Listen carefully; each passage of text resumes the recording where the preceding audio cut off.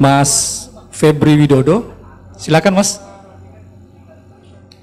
Nanti beliau akan memperkenalkan diri secara lengkap. Beliau adalah salah satu project leader di WWF di program di Riau. Kemudian narasumber yang kedua adalah Mas Akhlul Fadli. Beliau adalah koordinator pengarus utama isu urban dan keadilan energi Walhi Riau. Nah, kita punya narasumber yang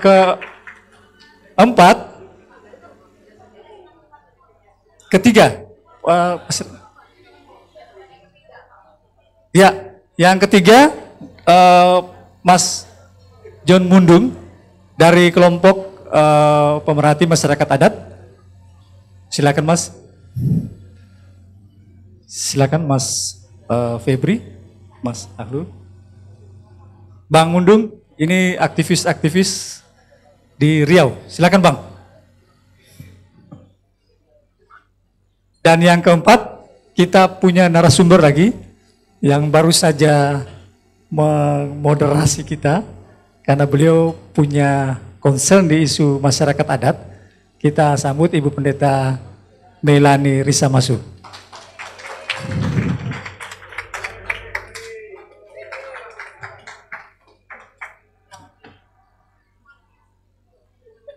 Ya, Bapak Ibu sekalian, kalau dari pagi kita secara umum ya, kita mendengar secara formal isu-isu yang disampaikan oleh pemerintah dan kemudian tadi dari gereja, kemudian juga dari Polda, polisi dan sebagainya. Nah, saat ini kita akan mendengar langsung dari teman-teman aktivis yang memang berhadapan langsung dengan persoalan-persoalan lingkungan dan bagaimana mereka melakukan advokasi, pendampingan, dan kemudian mereka mengkampanyekan, mendampingi masyarakat korban dan sebagainya. Nah, setahu saya Wemi Patinasrani, saya dulu juga pernah bekerja di Walhi sekitar 2001-2003, lalu kemudian saya bersyukur saya bisa terlibat di Departemen Germasa GPIB dan Lingkungan Hidup, karena saya bisa mengimplementasikan apa yang pernah saya kerjakan selama mungkin sekitar 10-15 tahun. Dan saya sangat bersyukur untuk hal itu. WWF sudah 2 kali kita undang sebagai narasumber, ini yang kedua. Yang pertama di Singkawang, kita mencoba untuk melibatkan teman-teman lembaga pemerhati lingkungan ini untuk bagaimana perlahan-lahan kita mulai bersama dalam gerakan lingkungan, gereja dengan teman-teman di pemerhati lingkungan. Itu mungkin sedikit pengantar. Baik Bapak Ibu sekalian, saya akan langsung saja, kita akan mulai. Nanti Mas Akhlul dari Walhi, beliau akan memaparkan atau menyampaikan isu bagaimana pendampingan dan advokasi Walhi terhadap kasus-kasus lingkungan hidup dan pendampingannya dalam kasus-kasus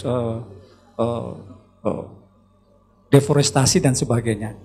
Mas Febri dari WWF Indonesia, WWF lebih banyak bergerak di isu konservasi dan sebenarnya arus utama mereka adalah konservasi terhadap satwa.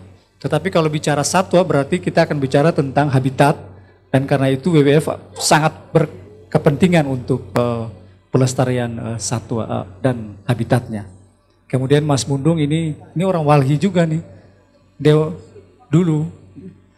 Dan beliau nanti akan berbicara tentang pendampingan masyarakat adat dan bagaimana beliau berhadapan dengan kasus-kasus atau korban.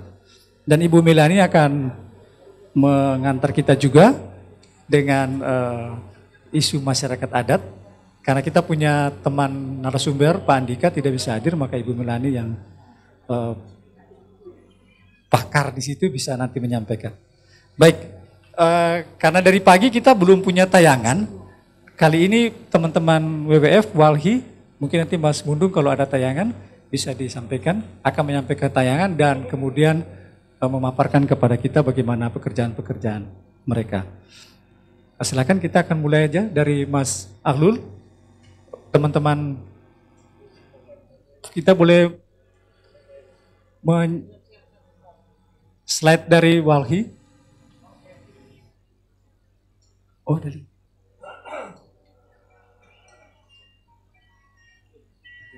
Sudah, Mas. Oke. Mas Alul, kita mulai dengan narasumber pertama. Silakan. Cek. Selamat malam Bapak dan Ibu-ibu. Senang kiranya bisa hadir membersamai kegiatan ini, dan perkenalkan saya Halul Fadli dari Walhi Riau, mewakili direktur. Kebetulan minggu ini ada agenda di Banten, pertemuan nasional seluruh Walhi di Indonesia untuk update kegiatan yang selama ini mereka lakukan menjelang pertemuan besarnya di pertemuan nasional di tahun ini, tahun depan.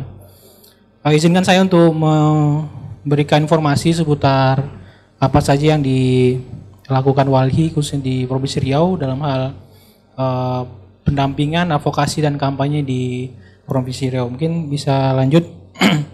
Ya, sebelum itu kami mau memperkenalkan diri dulu. Walhi itu sudah berdiri 1980, sekitar 40 tahun umurnya, dan ada di hampir seluruh Indonesia. Kalau di Sumatera itu yang belum Kepri. Nah, kita juga lagi inisiasi Walhi Kepulauan Riau. Kebetulan kita juga sedang intens untuk membantu masyarakat di sana, khusus di Pulau Rempang. Kalau Pak tahu juga kasusnya yang sampai saat ini masih berkonflik ya dengan program PSN Rempang Eco City. Nah, untuk di Riau kita ada 11 anggota, ada dari LBH dan lain-lain, isu perempuan juga ada, isu anak muda juga ada dari Mapala, mahasiswa di Universitas di Riau. Nah, lanjut aja, next, lanjut. Nah, kami akan memberikan seputar Riau secara keseluruhan. Dari data yang kita himpun sebenarnya hampir 57% itu daratan di Riau itu memang dikuasai oleh industri ekstraktif ya, mulai dari perkebunan dan HTI, bubur kertas. Dan di pesisirnya juga sudah di pesisir dan perairannya juga dikuasai oleh pertambangan ya. Khususnya yang kita dampingi nanti di Pulau Rupert Utara itu masyarakat itu berkonflik dengan PT Logo Mas Utama, eksplorasi pasir laut ya. Lanjut. Nah, kita melihat adanya peningkatan deforestasi yang kita himpun sejak 2019 sampai 2023 itu. Saat ini Riau 2023 ya, catatan kita hanya menyisakan hutan alamnya 1,3 juta, dan nanti bisa dikoreksi mungkin Bang Febri punya data terbaru atau Bang Mundung juga. Dan sepanjang 2003 itu kita kehilangan 20.000 hektar hutan alam. Itu hampir semua sektor ya, dari aktivitas illegal logging, kemudian perambahan, eksplorasi pertambangan dan industri lainnya. Lanjut. Next. Nah, di Riau itu selain iklimnya tropis dan hujan itu ada iklim karhutla ya. Hampir 20 tahun itu masyarakat di Riau itu selalu ada agenda rutinnya lah gitu. Kebakaran hutan dan lahan yang menghasilkan polusi udara yang dibawa oleh asap, menghasilkan asap, dan ketika anginnya tuh lumayan kencang tuh sampai ke Pekanbaru itu berapa aktivitas itu udah mulai lumpuh ya, kayak penerbangan, ekonomi dan lain-lain. Nah, untuk tahun ini juga pemerintah provinsi sudah mengeluarkan aturan terkait darurat karhutla, dan nanti dimulai dari Maret sampai November nanti itu siaga di Provinsi Riau. Lanjut. Next aja, lanjut. Lagi. Nah, terkait sektor tambang juga seperti saya sampaikan sebelumnya, itu memang kita juga concern terhadap isu ini, khususnya yang kita dampingi di Pulau Rupat, itu masyarakat asli suku Akit yang masih tradisional mencari ikan di pesisir Rupat Utara, masih tradisional sekali dan tidak jauh lah jangkauan mainnya itu. Namun beberapa tahun belakangan ini diganggu oleh aktivitas penambangan pasir di perairan, dan itu berdampak kepada salah satunya yang paling mendasar tuh mata pencarian mereka, karena mereka hanya bertumpu pada sumber dari laut. Dan yang kita juga dampingi juga isu adanya pembukaan lahan kebun karet di Kuansing. Itu ada izin dari perusahaan batubara yang akan mengeksplor lahan tersebut untuk mengambil batubaranya. Jadi perusahaan ini dapat izin di atas kebunnya masyarakat, dan mereka melakukan lobby kepada masyarakat untuk dijual, kemudian untuk diambil batu baranya, dan sampai sekarang masih berkonflik dengan perusahaan. Kemudian selain itu kita dorong juga di perkotaan advokasi terkait pengelolaan sampah. Nah, kita Walhi 2022 itu melakukan gugatan warga kepada wali kota, DPR, dan DLHK karena mekanisme pengangkutan itu tidak berjalan karena pemerintah kota ini melakukan kontrak ke pihak ketiga untuk pengangkutan ya. Jadi kontraknya habis, hampir 3 bulan itu di Pekanbaru tuh banyak timbulan sampah ya. Mungkin kalau Bapak dan Ibu sini ada yang di Pekanbaru mungkin merasakan ya. Sepanjang jalan protokol khususnya itu sampah nggak diangkut. Nah, kita melihat tidak adanya antisipasi pemerintah dalam hal mencegah timbulan itu. Seharusnya kan kalau kontraknya habis minimal ada skema atau alternatif menjelang kontraknya itu lelangnya dibuka kembali. Nah, itu yang kami lakukan, dan gugatan kita dimenangkan di pengadilan. Majelis hakim itu meminta untuk pemerintah untuk melakukan perbaikan tata kelola pengelolaan sampah, khususnya sampah itu nggak boleh ditumpuk satu tempat gitu. Minimal kita tuh dari rumah kita sendiri atau dari aktivitas kita itu sudah mulai dipilah. Nah, sehingga yang bisa diolah tuh tidak dibuang, harus dimanfaatkan ulang. Yang benar-benar tidak bisa dimanfaatkan ulang memang baru bisa dibuang di TPA ya, tempat pembuangan akhir. Nah, itu yang kita dorong. Untuk diketahui itu Pekanbaru satu hari itu menghasilkan 1000 ton sampah. 1000 ton sampah ya.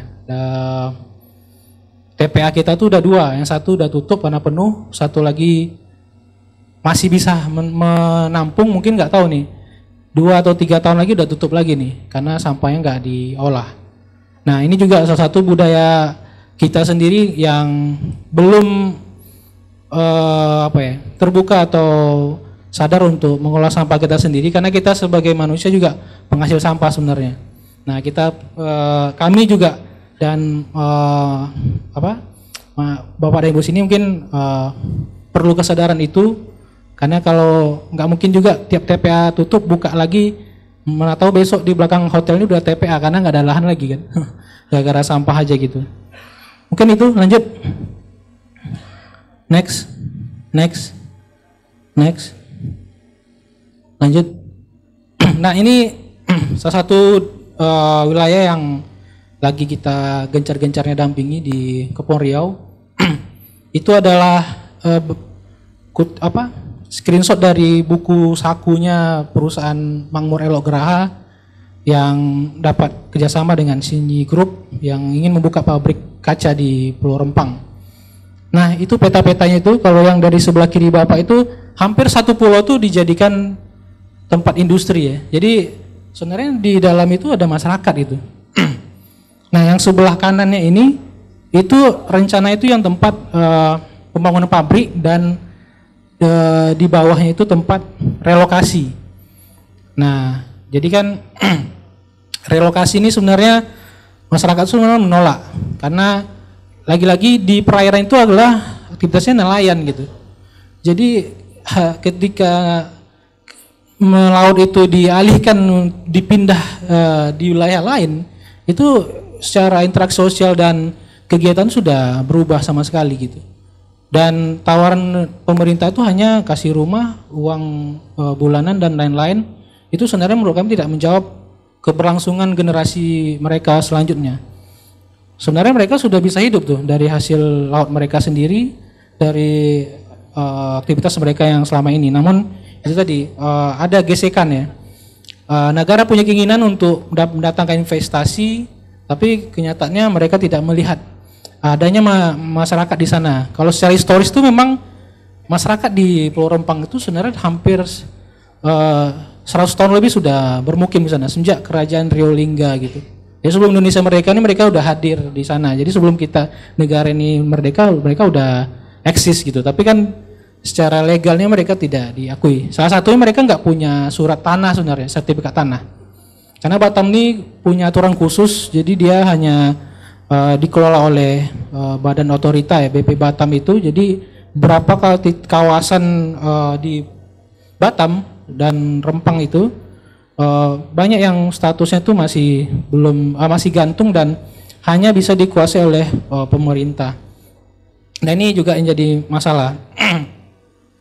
Awalnya memang September 2000 tahun lalu tuh seharusnya mereka udah digusur tuh.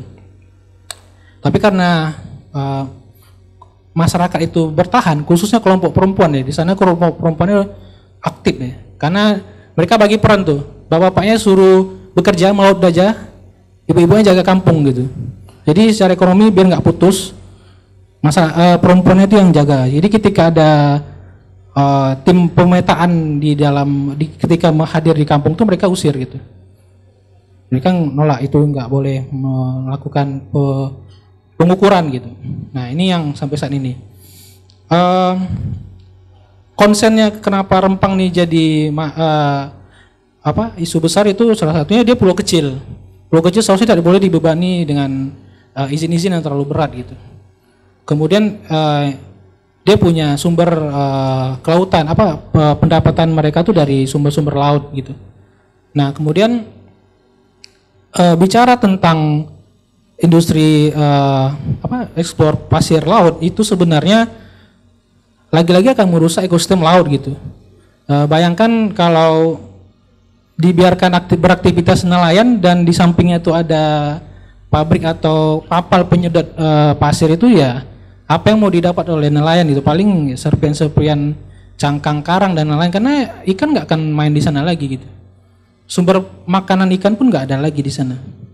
Nah itu kami memikirkan bagaimana keberlanjutan secara lingkungan dari aktivitas ini, kemudian keberlanjutan hidup masyarakat di sana. Mungkin lanjut. Nah selain mendampingi masyarakat, kita juga bermain di pengaruh taman media. Karena apa yang kita lakukan harus kita sebarluaskan ke publik, khususnya media sosial.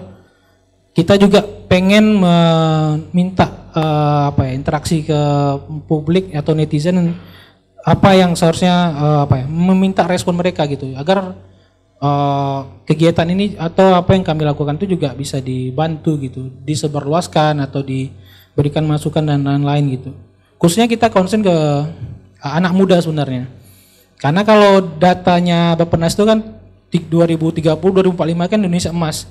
Umur produktif itu adalah generasi sekarang yang punya modal besar ya. Tapi kalau mereka tidak memiliki pengetahuan atau budi pekerti bagaimana menjaga wilayah mereka atau negara ini, dan kita harus kasih batas itu. Maksudnya gak boleh serakah atau lain-lain, itu mulai dari sekarang menurut kami gitu. Karena ketika dia jadi usia produktif di 2030 dan 2045 nggak punya nilai-nilai hal itu, ya kita nggak bisa membayangkan bagaimana mereka berada di posisi-posisi strategis misalnya di pemerintahan atau di posisi-posisi lain gitu. Makanya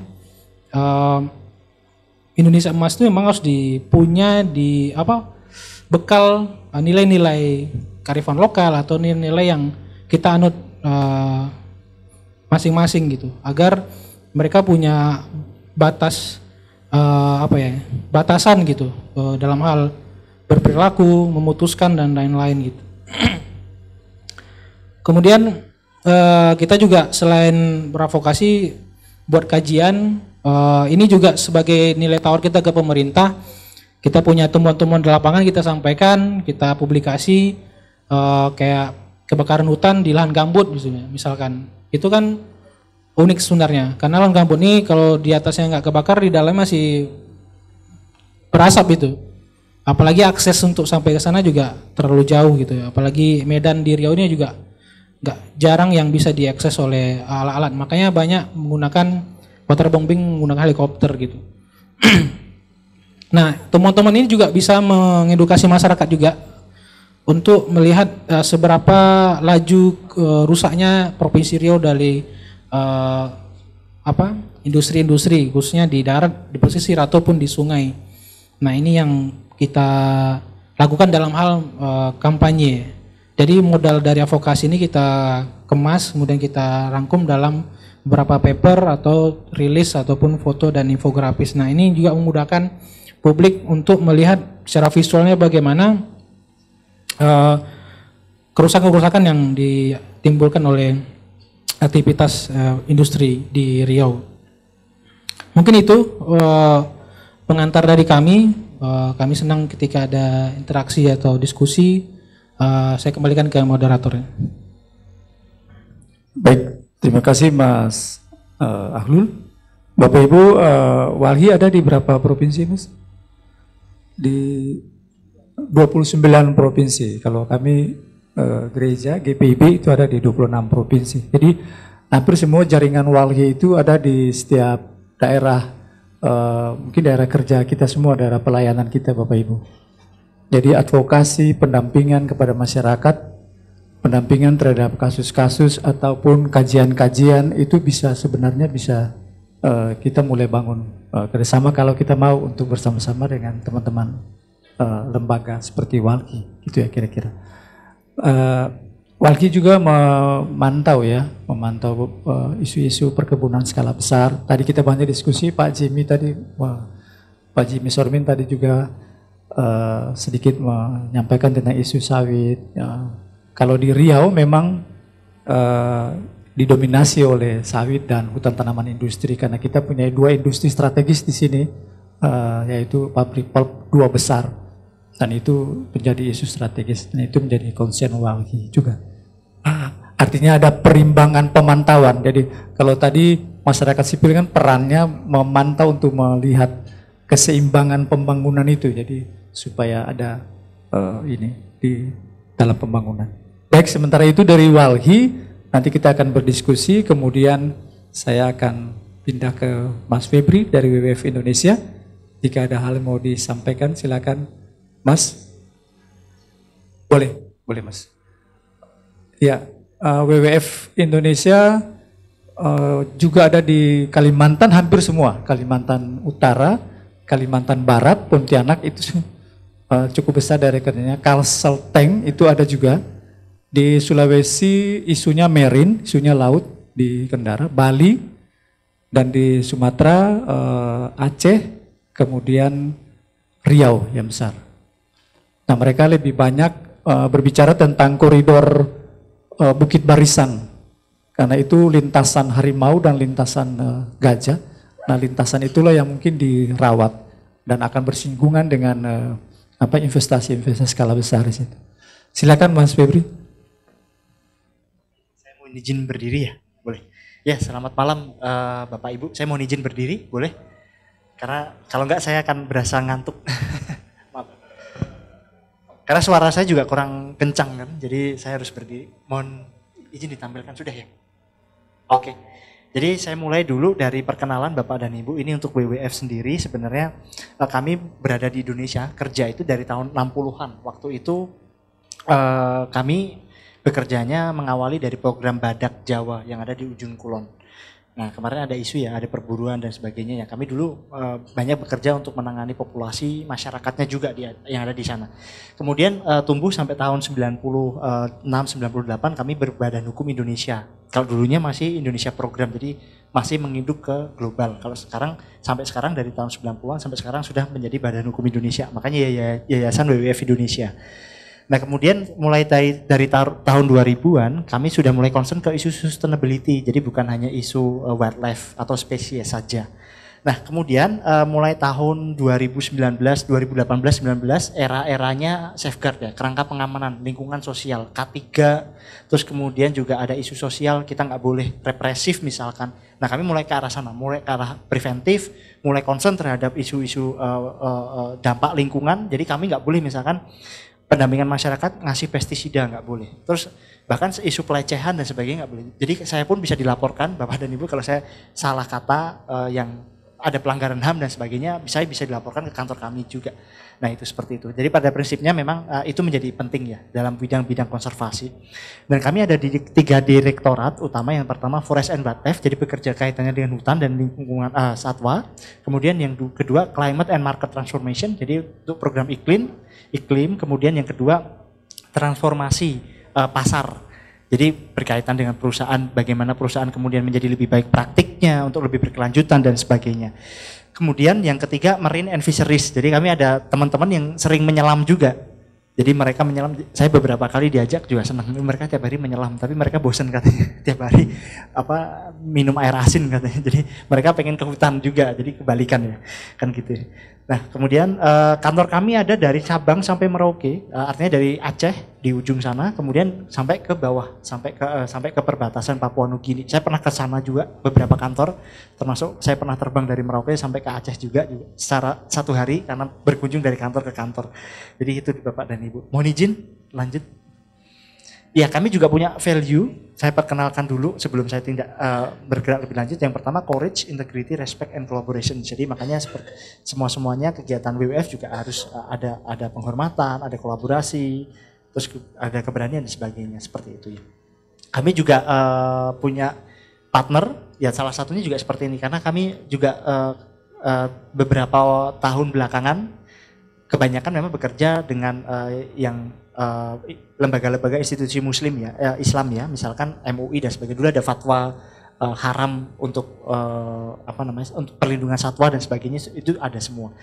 Dan di Riau ada dai konservasi juga. Nah ini momentum bagus sekali kita bisa mengajak untuk juga melibatkan dari berbagai macam konteks agama dan kepercayaan yang lain. Mungkin seperti itu.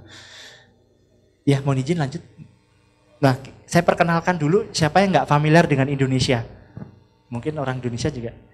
Jadi kalau kita berbicara Indonesia, ternyata kita punya 3 zona waktu dan sekaligus 3 zona ekologi yang berbeda Bapak dan Ibu.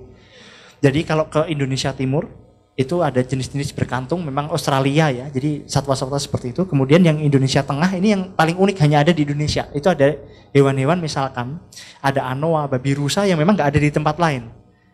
Nah itu hanya ada di zona tengahnya Indonesia, garis Wallace. Jadi ada garis Wallace and Weber ya. Nah yang di zona barat itu di zona Asiatik. Jadi itu juga ada kesamaan dengan di daratan Asia. Jadi kita punya gajah, harimau, orangutan juga di Kalimantan, di Sumatera. Terus kemudian punya macam-macam dari tapir, beruang dan sebagainya. Nah karena kita konteksnya unik juga, kita masyarakatnya beragam. Ada 700 dialek, 300 bahasa berbeda. Terus kemudian kita punya jumlah gunung api paling banyak, 3 zona waktu yang berbeda. Jadi kalau kita terbang itu sebenarnya dari ujung Indonesia ke ujung Indonesia bisa sini terbang sampai ke Eropa misalkan. Terus zona waktunya juga beragam kan. Nah itu yang membuat kita unik. Tapi di sisi lain juga tantangan sangat beragam. Kompleks karena kita di 17.000 pulau yang harus kita hubungkan. Nah ini tantangan konservasi kita dan itu perlu dukungan dari berbagai macam pihak, bukan hanya pemerintah saja, bukan hanya para aktivis, tapi juga mungkin Bapak dan Ibu diharapkan, kan Bapak dan Ibu punya punya kelompok jamaat dan sebagainya, yang itu harapannya juga bisa membantu upaya-upaya konservasi. Boleh minta izin dilanjutkan? Nah sekarang saya mau mengajak Bapak dan Ibu sedikit ke arah Riau. Mungkin yang Bapak Ibu dan Bapak Ibu rekan-rekan yang asli Riau mungkin familiar ya. Kalau saya sudah 12 tahun di Riau, jadi saya juga familiar sekali dengan Riau, baik itu dari aspek ekologinya, ekonomi dan sebagainya. Boleh izin lanjut? Nah, Riau sendiri punya sejarah. Jadi Riau punya sejarah panjang sekali. Saya baca catatan, misalkan catatannya Thomas Dias, penjelajah zaman dulu orang Portugis yang disewa oleh VOC untuk mendata. Itu ternyata sudah mendata beberapa desa-desa tua yang ada di Riau dan lokasinya presisi ya di situ. Dan jumlah masyarakat karakternya sama dan itu mendeskripsikan hal-hal yang sebenarnya faktual waktu itu ya. Itu hebat sekali. Kemudian yang kedua juga sejarah kita panjang kaitannya juga dengan kaitannya dulu masa kolonial misalkan. Riau dulu kita punya jalan kereta api dan sebagainya. Artinya ya penting konteks sejarah di Riau. Kemudian kita juga ada budaya dan tradisi. Di Riau unik sekali, ada banyak sekali dan erat kaitannya dengan alam ya. Dan di Riau sendiri kan semua nama kabupaten nama sungai. Ada yang nama kota aja yang nggak nama sungai. Yang nggak nama kota nggak nama sungai. Kota Pekanbaru, kota. Tapi kalau kabupaten Kampar, nama Sungai Kampar, Kuantan Sengingi, Sungai Kuantan dan Sungai Sengingi. Apalagi Indragiri, Sungai Indragiri, Siak, Sungai Siak. Yang kota yang enggak, Kota Bengkalis ya, atau Kota Pekanbaru, yang kota. Tapi yang nama kabupaten semua nama sungai. Artinya apa? Relasi antara masyarakat adat budaya tadi itu kuat dengan sungai, sungai kuat dengan lingkungan. Karena kalau sungainya hancur, budaya akan hancur. Urat nadinya di situ, Bapak dan Ibu sekalian. Nah itu yang pengen saya tekankan. Kemudian yang ketiga, jelas aspek hidrogeomorfologi. Jadi kita ini bergantung di Riau itu terhadap air sebenarnya, faktor pembatasnya. Contohnya hutan rawa gambut, ketika air turun kebakaran, naik. Ketika air naik, banjir. Nah itu harus memang benar-benar harus dijaga. Dan itu konteksnya kita semua perannya harus terlibat. Kemudian biodiversity, keanekaragaman hayati, ini kita sangat kaya sekali di Riau. Lanjut lagi, Bapak dan Ibu. Nah ini kita berbicara aspek sustainability ya, sebelum kita, mohon maaf agak sedikit teoretik, tapi ini penting sekali, sustainable itu penting. Jadi sustainable development, kan sering pembangunan berkelanjutan itu apa? Makanya saya singgung sedikit karena pembangunan berkelanjutan itu adalah pembangunan yang dia bisa memenuhi kebutuhan generasi saat ini tanpa meninggalkan generasi yang akan datang. Nah seperti itu kata kuncinya. Karena kita juga harus sadari bahwa kalau pembangunan itu kita punya batas planet ya, planetary boundaries. Planet kita ini punya batas, nggak mungkin bisa mengakomodir. Ada kalanya nggak mampu menampung. Nah contohnya ruangan inilah, kalau ruangan ini menampung 50.000 orang nggak bakal. Makanya dibuat supaya menampungnya tetap ini. Caranya ya carrying capacity dan sebagainya. Kemudian kebutuhan manusia itu penting. Limitasi, keterbatasan, constraint, tantangan dan sebagainya, kemudian adaptasi, perubahan dan mitigasi dan mereduksi. Nah ini kita bandingkan kalau sebenarnya pembangunan berkelanjutan itu juga ada konteks ekonomi, sosial budaya dan ekologi. Jadi nggak boleh terpisahkan Bapak dan Ibu. Kalau pengusaha mikirkan untuk ekonomi saja nggak bisa. Atau masyarakat mikirkan masyarakat aja nggak bisa. Atau ekologi kita orang konservasi tok juga nggak bisa. Jadi harus semuanya menjadi satu. Itu elemen yang tidak terpisahkan. Mau izin lanjutkan? Nah ini makanya kita nanti juga berperan egosentris, artinya manusia dulu di puncak, kita menjadi bagian sebenarnya dalam rangkaian di situ. Ini yang kita harapkan. Lanjut. Nah ini kita belajar sedikit tentang hilangnya habitat yang ada di Riau, hilangnya hutan dan sebagainya. Ini fakta ya, bahwa tren deforestasinya yang dulu warna hijau tahun 85 sampai tahun 2007 itu warna merahnya lebih banyak. Sekarang lebih parah lagi. Jadi warna merah itu yang deforestasi, yang hutan hilang. Nah itu kita menyaksikan sendiri dari hutan turun menjadi kawasan terdegradasi yang rusak, kemudian menjadi perkebunan monokultur. Nah di situ kita juga mendapatkan harimau itu dari pemantauan kamera kami di lapangan. Harimaunya hidup di perkebunan monokultur karena memang mereka tidak. Jadi proses spesies untuk berpindah itu kan mereka akan panjang ya. Nah itu saya tidak mengulas secara ekologi, tapi lebih pada intinya bahwa ada beberapa spesies yang dipaksa untuk bertahan, akhirnya berkonflik dengan manusia, akhirnya mau nggak mau mereka dikalahkan, dibunuh dan dipindahkan. Nah itu terjadi di Riau dan itu terjadi di tahun 1800-an sampai 1900-an awal di Pulau Jawa. Sebenarnya kita pernah mengalami masa kultur stelsel. Cuman bedanya dulu yang melakukan Belanda saja. Kalau sekarang kan ya kalau kita afiliasi perusahaan global mungkin perusahaan global. Tapi artinya sekarang kita sendiri yang melakukan itu. Lanjut. Nah ini video, mohon diklik saja. Itu video diklik. Nah ini bagaimana, ini contohnya yang ada di Riau ya. Kita punya gajah. Nah ini dari dokumenter teman-teman lapangan. Nah mereka dipaksa untuk hidup di tempat yang dulunya berhutan. Kemudian kawasan yang rusak. Mereka dipaksa seperti itu. Nah, ada beberapa, nanti videonya akan menampilkan beberapa gajah yang buntung dan sebagainya. Karena dijerat, diburu, dan diusir karena berkonflik dengan masyarakat. Itu ekor-ekornya juga pada hilang kan. Biasanya karena ditombak dan sebagainya. Nah ini ada yang ekornya putus juga, ada indikasi bahwa itu diganggu, diputus oleh orang karena ya itu mengganggu kan, ditombak dan sebagainya. Nah itu ekornya buntung. Nah yang nanti ada yang lebih tragis lagi setelah ini. Nah ini kita saksikan bareng-bareng. Ini yang paling tragis. Anaknya buntung kakinya karena jerat. Nah ini dari video teman-teman yang di lapangan, ini fakta ya, real ya. Artinya ini bukan AI ya, bukan teknologi buatan ini. Kameranya aja ngezoomnya sampai sampai nggak fokus. Ini yang bener. Nah ini fakta yang terjadi di Riau, bagaimana ekspansi seperti itu. Nah ini kaitannya dengan baik itu yang deforestasi yang terencana maupun tidak terencana, yang legal maupun ilegal, semuanya berpotensi akan seperti ini. Lanjut lagi. Nah ini juga video yang lain. Nah ini tahun 2010 waktu kami melakukan pemantauan, ini kawasannya sudah jadi pemukiman masyarakat. Jadi tempat, nanti ini videonya menceritakan itu. Sebentar. Ini ketika harimau itu tertangkap pertama kali waktu malam.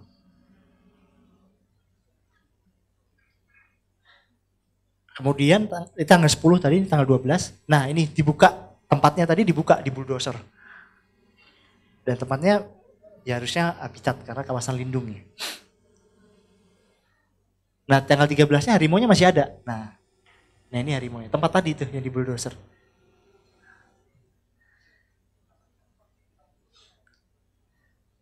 Dan tren ini terus terjadi ya, bukan hanya sekarang. Ini di sisi lain, di tempat yang sebelahnya, ini juga demikian. Ini tim kami yang masang.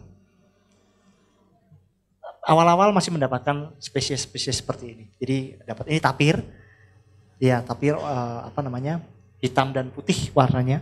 Dia mirip gajah, ada agak belalai kecil. Nah kemudian ada kebakaran hebat. Kami kehilangan alat survei, banyak sekali terbakar di sini. Nah ini artinya fakta ya, kebakaran kalau orang yang pernah tinggal di Riau pernah merasakan asap. Ya, jadi saya nggak bohong maksudnya. Dan ini fakta ya, memang ini terjadi. Nah, ini waktu itu juga hutannya hilang. Dan ini waktu itu memang video ini kami buat untuk menyadarkan orang-orang yang ada di Singapura dan Malaysia supaya juga aware. Jadi permasalahan kebakaran itu bukan hanya permasalahan Indonesia waktu itu. Juga permasalahan. Nah ini contohnya juga banyak, ini masif sekali di Riau. Nah akhirnya juga nanti ujung-ujungnya apa? Ujungnya menjadi perkebunan monokultur. Perkebunan monokultur dikonversi menjadi kota, desa, kota dan sebagainya. Akhirnya seperti itu. Yaitu tadi karena permasalahannya adalah sebenarnya ada banyak. Jadi kawasan-kawasan yang harusnya tidak dibuka secara regulasi dibuka dan sebagainya. Ya lanjut. Nah ini kita berkaca juga Riau sebagai penghasil kelapa sawit terbesar di Indonesia. Indonesia menjadi nomor 1 di dunia. Nomor 1-nya di Indonesia provinsinya Riau. Tapi kita lihat produktivitasnya memang masih rendah ya kalau dibanding Malaysia per hektarnya. Tapi di sisi lain sebenarnya dengan produktivitas rendah, kualitas yang rendah, ekspansinya menjadi lebih besar di situ. Dan kita pangsa pasarnya global south, artinya negara-negara yang ada di selatan selatan ya, negara berkembang. Nah itu mereka nggak peduli sustainability, yang penting produknya banyak dan sebagainya. Ya lanjut sebentar. Lanjut. Nah ini kita juga punya studi kasus pembangunan infrastruktur. Nah yang masif juga kemarin ada beberapa win-win solution, misalkan underpass digunakan untuk perlintasan gajah dan sebagainya. Ini sebagai contoh saja. Lanjut.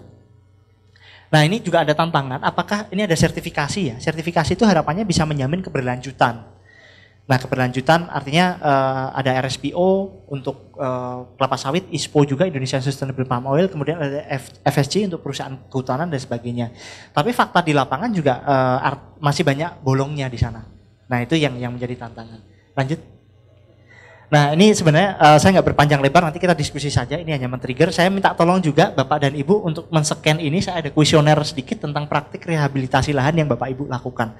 Harapannya ini menjadi insight kami, kemudian kami ya harapannya bisa menghubungi kalau lebih, karena kami ada harapan juga bagaimana sebenarnya lahan-lahan yang kritis yang dimiliki oleh institusi-institusi, organisasi-organisasi itu bagaimana dipulihkan. Bisa jadi dengan agroforestry, dengan pelibatan masyarakat dan sebagainya. Harapannya bukan hanya monokultur yang bisa digunakan untuk habitat dari spesies-spesies terancam punah tadi. Kurang lebihnya begitu, saya kembalikan ke Pak Willem. Terima kasih banyak, mohon maaf kalau ada salahnya. Baik, terima kasih. Kita berikan aplaus dulu untuk Mas Febri. Jadi saya jadi ingat Bapak Ibu, kalau kita lewat jalan tol, tiba-tiba kalau di Jawa ada babi hutan lewat, itu memang itu jalurnya dia. Jadi dia memang punya jalur, dia sangat tahu jalur lintasnya. Jadi dipotong jadi tol ya karena pembangunan, tapi dia tahu itu jalur dia, jadi dia lewat pasti situ karena insting mengenal jalurnya itu. Begitu pun gajah ya Mas ya, yang sangat tahu tentang jalurnya. Jadi ya begitulah yang terjadi ya, akhirnya mereka punya habitatnya yang dipotong. Kemudian koridor harimau ya yang ini juga oleh pembangunan. Ya nanti kita akan diskusi Bapak Ibu apa yang telah dilakukan oleh Walhi maupun WWF dalam hal advokasi kasus-kasus gini. Baik, kita lanjut dulu, Mas Mundung. Ya, silakan pendampingan kepada masyarakat adat, pengalaman apa yang dihadapi. Kalau tadi kasus-kasus sudah sampaikan, mungkin Mas Mundung bisa ceritakan bagaimana pendampingan dan konflik yang terjadi dan penyelesaiannya, Mas. Dan masukan-masukan buat kita. Silakan. Pak Willem, terima kasih. Ya. Selamat malam, salam dan salam sejahtera bagi kita semua. Nama saya Joni Setiawan Mundung. Saya pendiri jaringan penyelamat hutan Riau, Jikalahari. Jaringan kerja penyelamat hutan Riau. Kita bersama WWF mendirikan Jikalahari itu. Kemudian saya juga awal-awalnya mendirikan Walhi di tahun 2002 dan juga sebagai penggagas lahirnya jaringan masyarakat gambut Riau. Banyak nih aktivitas NGO saya, dan 3 tahun terakhir saya adalah tenaga ahli Gubernur Riau bidang lingkungan hidup dan kehutanan. Membelot ini. Tapi pada dasarnya ternyata saya lebih enak lagi nih untuk bicara kencang dan membumikan apa yang kami rasakan dulu, apa yang kami advokasi dulu kepada pemerintah. Karena kawan-kawan Walhi itu ada sekarang di kantor KLHK, kantor Kementerian Kelautan, kantor staf presiden, ada kawan-kawan Walhi yang seleting saya ya. Saya lahir tahun 75 di Kecamatan Lirik. Jadi baru 49 tahun umur saya, mau masuk 50. Terasa muda saya di sini karena bapak-bapak nampaknya agak tua dari saya nih. Gitu. Tapi orang-orang ini jauh lebih muda. Saya tanya beliau 35 baru. 33. Adil Fadli. Saya menayangkan sebuah film yang mungkin tadi Bu Melani bilang itu udah sering tuh film itu ditonton oleh kawan-kawan. Tapi saya akan ulangi itu film itu. Karena ini cara kami bagaimana masyarakat lokal, masyarakat adat, indigenous people itu berpikir global, bertindak lokal. Ya selamat menikmati tayangannya. Ada, mana operatornya mana? Yang pertama. Iya, yang es mencair, kutub mencair. Ya itu dulu. Karena ini dirasakan, sekarang Finlandia itu sudah memberikan Indonesia dana besar. Karena yang paling cepat kena tenggelam itu Finlandia, Inggris, dan Eropa. Eropa Utara, Eropa Tengah.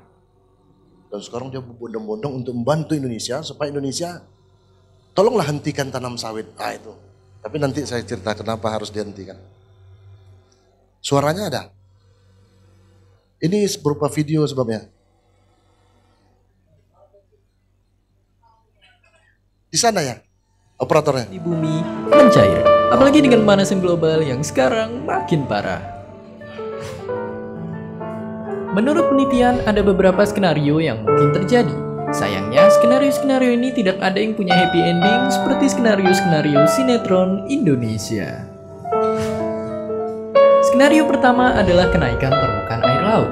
Sebetulnya permukaan laut tidak akan naik-naik amat kalau yang mencair cuma es di kutub utara. Rahasianya karena es-es di sana mengapung di lautan. Seperti halnya es batu di segelas es teh kita yang segar. Mau esnya mencair semua pun, air teh tidak akan luber dari gelas karena volume es cuma digantikan dengan air letehannya. Lampunya bisa dimatikan ya, lampu. Kalau es di daratan yang mencair, Lampunya? es di Greenland dan Alaska misalnya akan menyumbang 7 meter bagi kenaikan permukaan laut kalau mencair semua. Lebih celakanya lagi kalau es di kutub selatan yang mencair, karena 90% total es dunia ada di sana. Kalau seluruhnya mencair, permukaan air laut bakal naik setidaknya 61 meter. Singkat cerita, total ketinggian permukaan laut yang dihasilkan bakal lebih dari 2 kali tinggi gelombang terparah tsunami Aceh. Selanjutnya, skenario kedua, yaitu perubahan iklim. Dengan mencairnya semua es di bumi, akan terjadi perubahan kadar garam di lautan.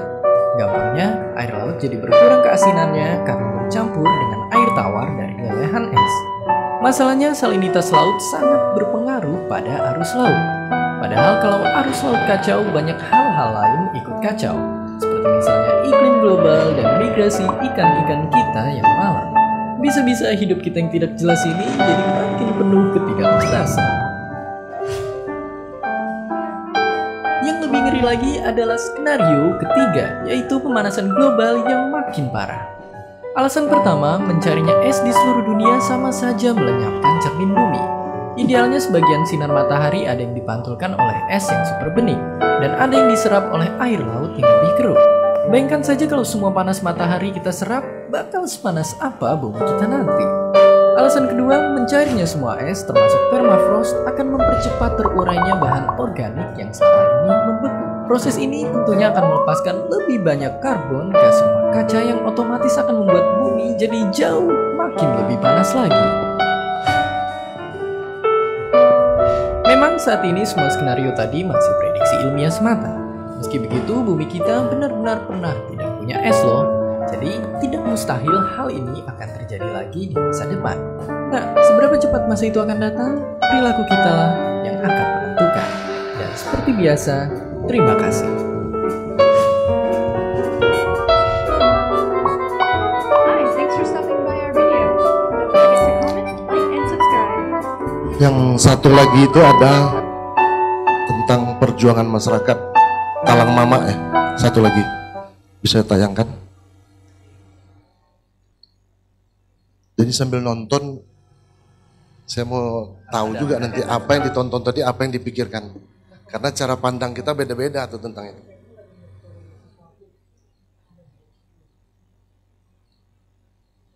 Talang Mama itu ada di kampung saya nih, Indragiri Hulu.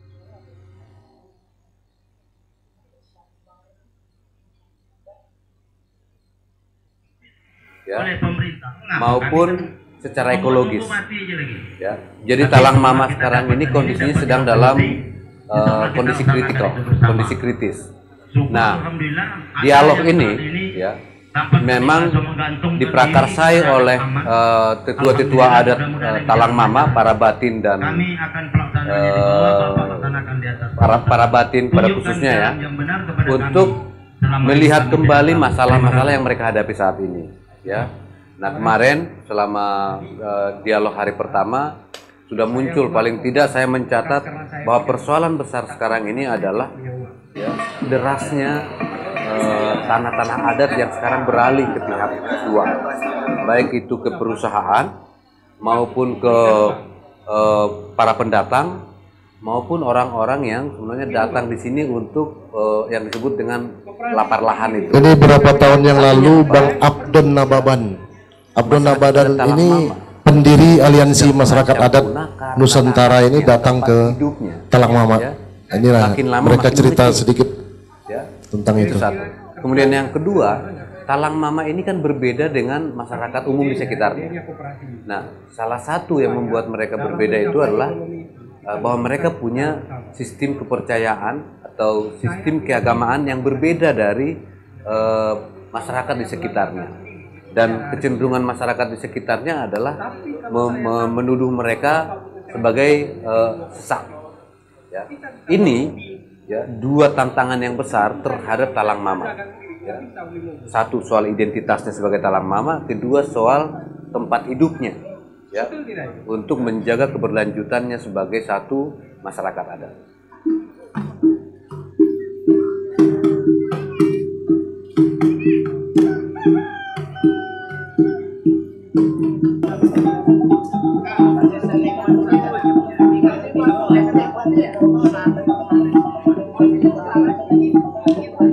Ancaman suku talang mama sekarang ini yang ada dengan timbulnya pengaruh-pengaruh dan tekanan-tekanan yang tidak bisa dipertanggungjawabkan oleh pihak kedua dan pihak ketiga, juga faktornya dengan tidak punya pendidikan talang mama yang terlihat sekarang ini sangat jelas terlihatnya banyak talang mama kehilangan haknya dan kehilangan tempat lain-lain dan sebagainya. Jadi seperti itu yang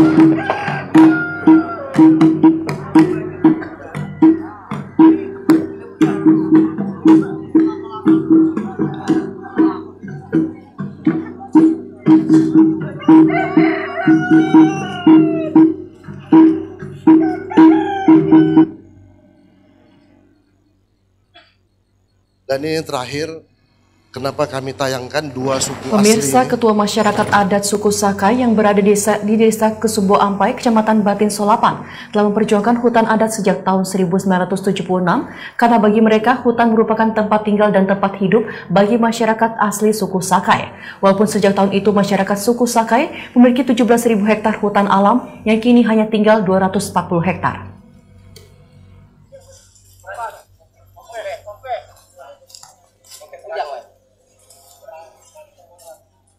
Suku Sakai adalah salah satu kelompok masyarakat yang tinggal menempati sejumlah daerah di Provinsi Riau. Bagi masyarakat suku Sakai, hutan adalah sebuah sumber penghidupan yang harus selalu dijaga karena memiliki banyak arti dan manfaat dalam kehidupan mereka. Pelestarian hutan telah menjadi falsafah dalam kehidupan masyarakat dan adat suku Sakai, terutama yang tinggal di desa Kesumbo Ampai, Kecamatan Batin Solapan, Kabupaten Bengkalis, Provinsi Riau. Hutan yang mereka tempati sejak zaman nenek moyang mereka dahulu di tahun 1976 mulai mereka berikan perhatian khusus. Suku Sakai menetapkan kawasan hutan adat seluas 17.000 hektar. Namun seiring berjalannya waktu, kini kawasan hutan adat tersebut hanya tersisa 240 hektar saja. Salah satunya penyebabnya adalah kawasan tersebut belum memiliki pengakuan dan pengukuhan, sehingga luasnya semakin terkikis oleh pembangunan dan industri. Bahkan, hutan adat suku Sakai masuk dalam rencana pembangunan tol Pekanbaru Rantau Prapat. Akibatnya, masyarakat Sakai mengusulkan pemindahan lokasi agar pembangunan tol tersebut tidak melalui dan mengurangi hutan mereka. Hal tersebut mendapat respon positif dari Gubernur Riau sehingga dilakukan peninjauan kembali agar pembangunan tol tidak melewati hutan adat masyarakat Sakai. Nah, oke. Dan bapak-bapak, ibu-ibu semua, seminggu yang lalu kawan-kawan aliansi masyarakat adat Nusantara itu pertemuan di Papua. Seminggu yang lalu. Dan kawan-kawan dari Dayak, suku Dayak itu menangis. Menangis. Karena IKN itu tidak dibayar, tidak diganti rugi. IKN. Katanya proyek strategis paling nasional. Ini saya bicara sebagai pembela kawan-kawan itu ya. Itu menangis. Kalau ada yang dari Kalimantan Timur ada ya? Dari Balikpapan Pak? Ada Pak? Bu? Ada ya? Sudah ada pengaduan dua ya? Sudah ada Pak pengaduan itu Pak dari Dayak Pak kepada kawan-kawan gereja? Belum ya? Belum ya? Kalau gitu besok saya minta nomor Bapak supaya kawan-kawan Dayak itu datang ke Bapak. Karena mereka tidak ada yang bela Pak. Tidak ada yang bela. Kita cerita kawan-kawan Muhammadiyah, NU mau dikasih tambang nih, izin tambang. Wah, mudah-mudahan GPIB tidak mau juga ya, mau ya? Enggak ya? Izin tambang dari Bahlil ya, enggak? Dari Menteri. Bahlil itu adik saya tuh jauh di bawah saya umurnya tuh, tapi dia sering ke Riau tuh. Sekali lagi inilah penghancuran. Sakai itu Pak, makanan sehari-harinya, masyarakat Sakai suku asli tadi itu makan sehari-harinya ubi mangalo. Ubi racun, besar dia, ubi racun itu. Kalau kita goreng, kita rebus Pak, kita keracunan tuh. ubi mangalo itu. Tapi dia enggak, digorengnya bagaimanapun cara dia masak, enggak keracunan dia. Saya pernah muntah-muntah makan ubi itu. Tapi mereka enggak gitu. Apa sakti dia? Enggak juga, rupanya dia cara merebusnya tuh ada daun lain dimasukkannya gitu kan. Maksudnya ubi mangalo itu saya bawa ke rumah muntah-muntah saya, karena cara ngerebusnya enggak diajarin orang Saka itu. Sekarang Pak, dia ngadu, Pak Mundung, kami sekarang, dulu kami campakkan aja ubi mangalo itu tumbuh dari mana, campak aja jauh-jauh. Dibuang-buang aja, tumbuh dia ubi mangalo itu di mana-mana, di dalam kebun mereka, di hutan-hutan itu. Sekarang Pak Mundung sudah kami cangkul, ditanam satu-satu, tumbuh akasia. Tumbuh akasia, tidak ada satu mangalo pun yang tumbuh, tidak ada ubi yang tumbuh. Itulah namanya tanaman akasia ini eksotik namanya. Dalam ilmu saya, ilmu lingkungan dan ilmu pertanian, saya S1 saya pertanian, S2 saya sudah 3 kali tapi belum selesai nih. Hukum, master hukum saya ambil, setahun tidak selesai. Agribisnis saya ambil, tidak selesai. Karena sibuk ngurus talang mamak dan sake ini. Sekarang saya ambil ilmu lingkungan, entah selesai entah tidak, tapi sudah tesis saya. Bapak-bapak saya yakin banyak yang doktor ya. Karena orang-orang gereja biasanya banyak yang doktor ini, banyak yang. Jadi tumbuh akasia, eksotik dia. Tanaman eksotik itu Pak, dia tanamannya dari daerah lain dan kita bawa ke tempat itu. Dulu kami di Stenpak itu PT Stenpak Indonesia itu zaman Belanda, NPPM Nederland Petroleum tahun 1926. Maskapai ya, NPPM. Setelah itu Stenpak baru Caltech sekarang, Chevron. Dan Chevron udah pergi pula sekarang PHR namanya. Itu ada tanaman dari Belanda tuh ditumbuh situ, tapi satu-satu Pak. Kita tanam bijinya enggak tumbuh, buahnya berbuah. Kita tanam bijinya enggak tumbuh rupanya. Tanaman dari Belanda itu. Karena mungkin enggak cocok suhunya ya. Termasuk akasia Pak. Dia dari Guinea. Dan dari Papua ya. Ya Balul ya. Papua ya. Akasianya. Dia bukan tanaman khas Asia. Tanam khas Sumatera maksudnya. Jadi karena dia eksotik itu dia membunuh tanaman lain dan enggak ada. Itu gersang Pak. Nanti kita tengokkan Bapak kalau ada waktu Bapak Ibu semua nengok tanaman akasia di kampus Lancang Kuning, kampus Universitas Riau, kampus tuh tumbuh sendiri akasia tuh Pak, tumbuh sendiri. Diterbangkan burung, dimakan burung, diberai burung, tumbuh di akasia tuh di mana-mana. Termasuk di Kalimantan dan mungkin sebagian besar Sulawesi sekarang. Nah itu perusahaan mengklaim, karena ada akasia kami itu punya kami RAPP ini, Indah Kiat. Gitu. Maka terpencillah kawan-kawan Saka ini. Termasuk kawan-kawan di Dayak itu, di Kalimantan. Dayak ini dijanjikan ganti untung oleh presiden kita. Presiden kebanggaan kita Jokowi itu. Ganti untung katanya. Sampai hari ini, Bapak di Balikpapan ya Pak, jauh ya, bukan di IKN itu ya Pak ya. Dekat situ, dekat Samarinda ya. Yang betul-betul dekat Gunung Soeharto itu dengan itu IKN itu tidak ada Pak, betul Bapak? Memang dekat ya Pak ya? Itu memang harus diadvokasi itu. Kawan-kawan Walhi mungkin tidak sampai ke situ, tapi menangis kawan-kawan Dayak itu, suku asli itu. Tapi yang lain sudah diganti rugi, tapi suku asli itu jarang diperhatikan. Karena tadi tidak sekolah, Saka itu sebagian besar tidak sekolah. Mungkin sekarang tinggal 60% yang tidak sekolah. Tapi Talang Mama itu 98% Pak. Cerita Talang Mama tadi.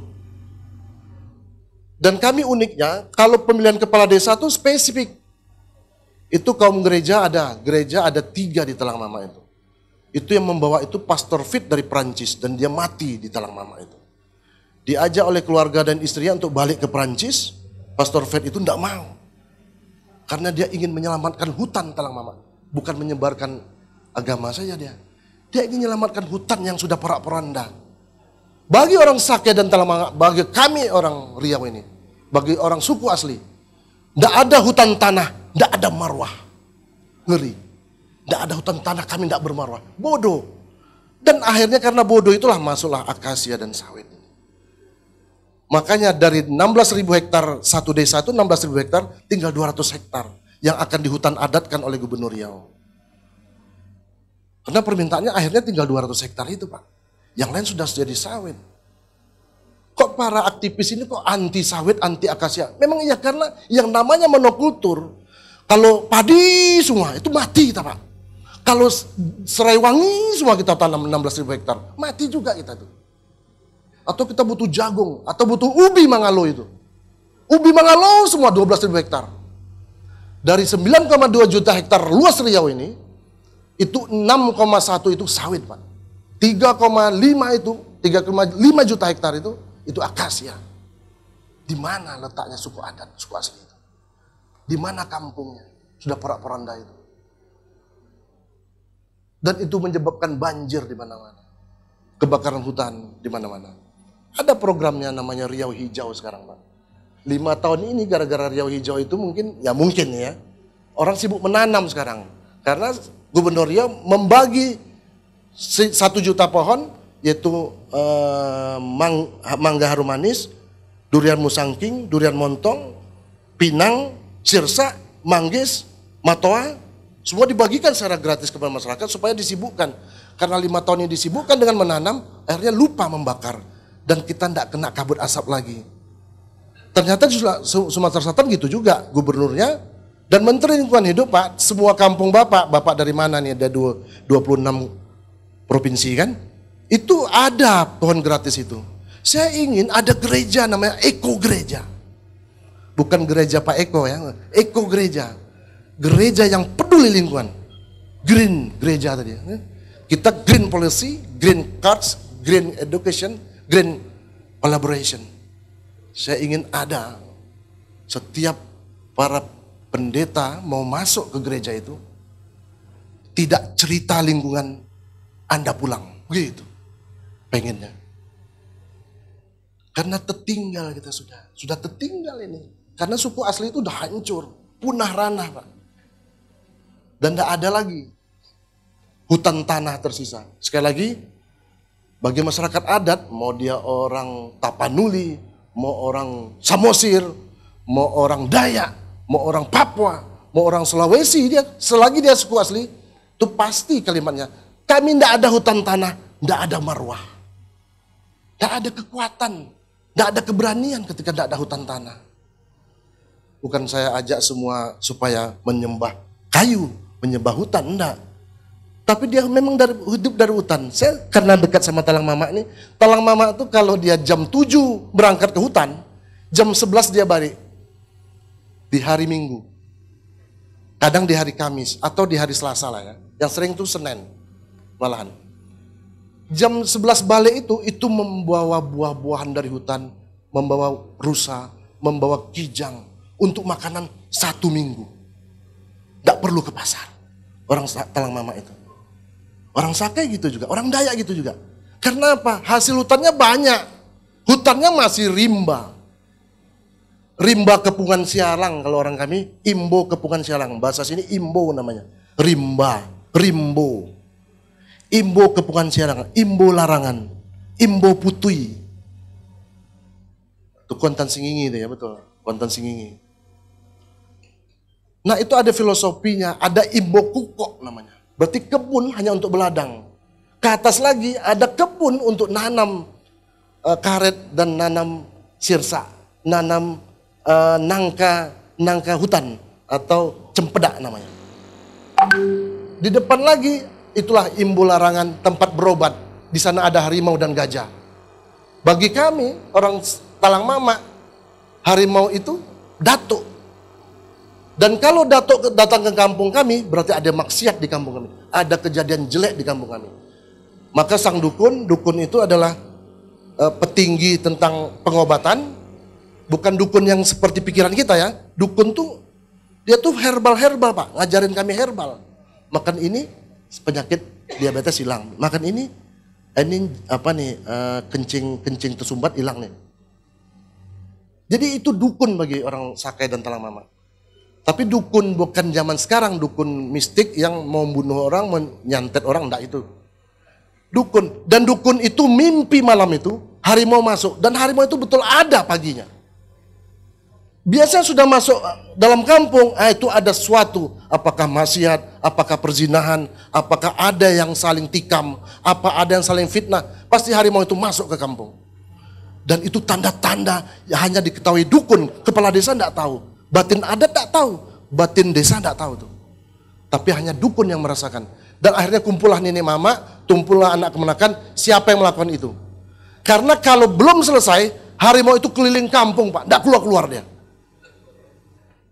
Dan itu adanya ketika hutan masih ada. Dan dia balik sendiri, tidak balik-balik selama mungkin 2 tahun lagi ada maksiat, baru 2 tahun lagi dia datang. Kalau sekarang Pak, hampir tiap hari ya, hampir tiap hari masyarakat kita didatangi harimau dan gajah. Karena tidak ada lagi tempat main, makan dan kawin.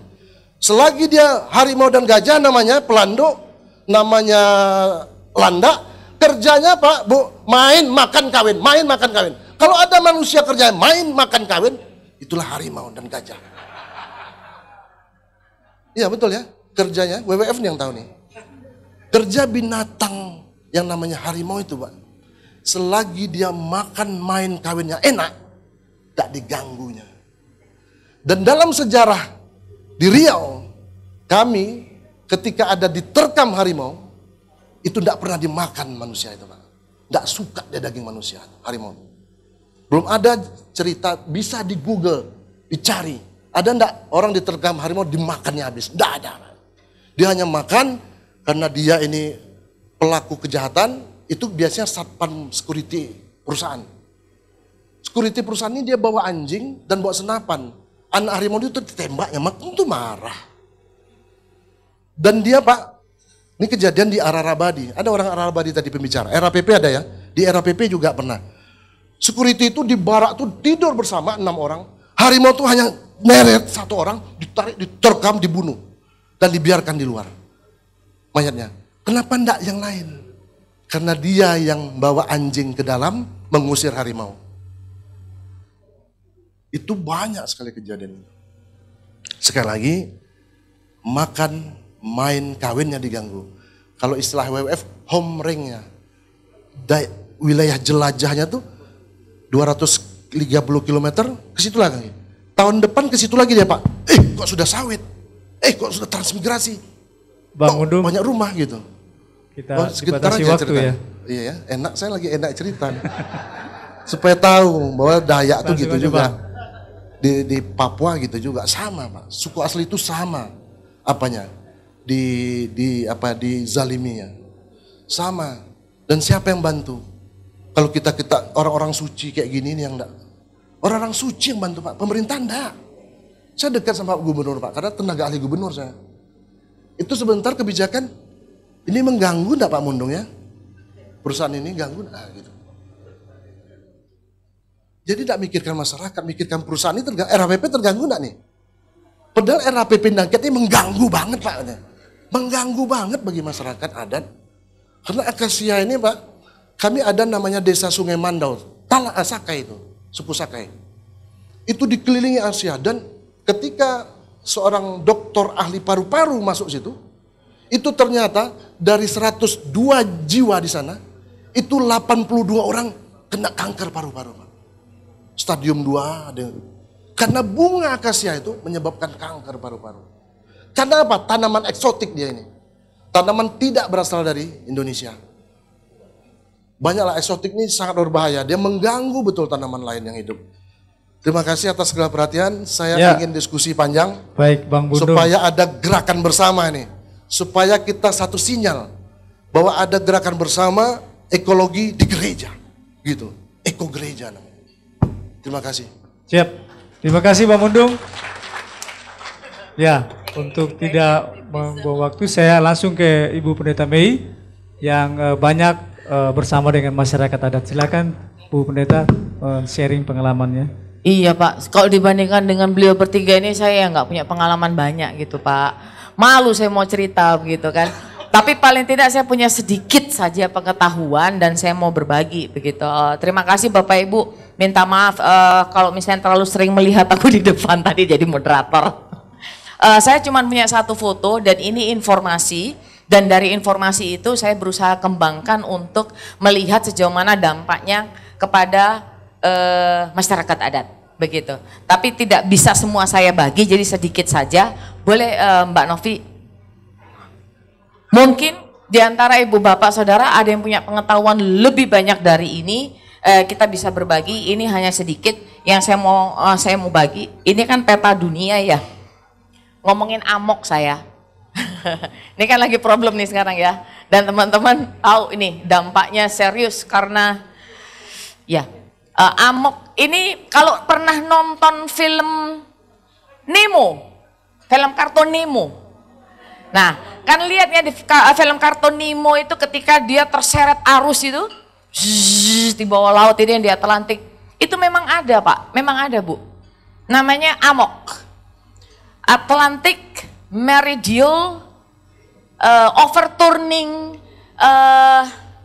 amok C-nya itu circulation gitu, sirkulasi di Atlantik gitu ya, dan sirkulasi ini alamiah, Tuhan yang buat, memang sedemikian rupa, ciptaan luar biasa untuk mengatur arus panas di bumi gitu. Jadi arus panas di wilayah utara itu akan dibawa oleh arus ini, didinginkan, terus dialirkan kembali, begitu. Sama kalau misalnya kita lagi kena demam, maka mama kita akan taruh anduk dingin gitu ya, dan kita jadi adem. Inilah fungsinya amok sebetulnya, fungsi amok. Dan temuan terakhir yang terjadi adalah ini dugaannya, ini skenarionya, begitu ya. Tentu saja para ilmuwan yang bisa menyimpulkannya. Tapi lagak-lagaknya situasinya adalah menjadi lambat, gitu, menjadi lambat. Kalau dalam bahasanya bumi tak lagi optimal mendinginkan panas itu, begitu. Tidak lagi optimal. Ditaruh kainnya di jidat, mestinya dari 39 dia turun ke 36 gitu ya. Tapi ternyata dia bertahannya di 37,5 atau 38 atau 39. Jadi tidak lagi memadai untuk mendinginkan arus panas begitu, kurang lebih sederhananya. Dampaknya apa Pak? Dampaknya apa Bu teman-teman untuk situasi kita? Ya, kenaikan muka air laut. Nah yang terjadi adalah di Indonesia ini pulau-pulau kecil. Dan kalau amok itu dan kondisi ini memburuk menuju kolaps, buntung, begitu ya. Saya pernah presentasi itu 1 tahun lalu kalau saya nggak salah. Maka dampaknya besar bagi pulau-pulau kecil dan wilayah pesisir, termasuk di Indonesia, gitu. Dan kita saya melakukan riset di wilayah Kepulauan Riau. Dan juga melakukan riset literatur bagi khususnya untuk Sumatera pesisir wilayah timur, gitu ya.